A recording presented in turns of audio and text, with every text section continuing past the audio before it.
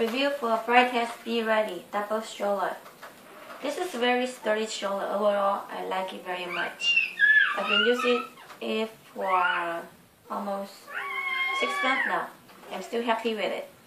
With the 2 seats, you can put 2 babies in it. The first seat you can use for baby up to 45 pounds old. And this one, the lower one, can use for baby up to 35 pounds.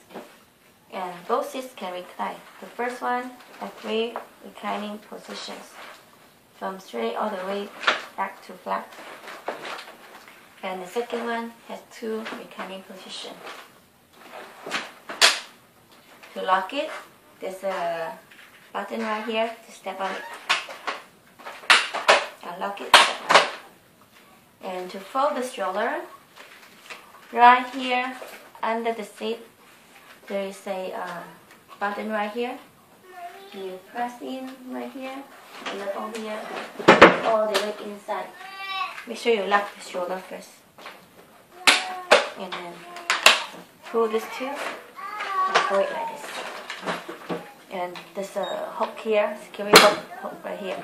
And that's how you fold it. To unlock it, just pull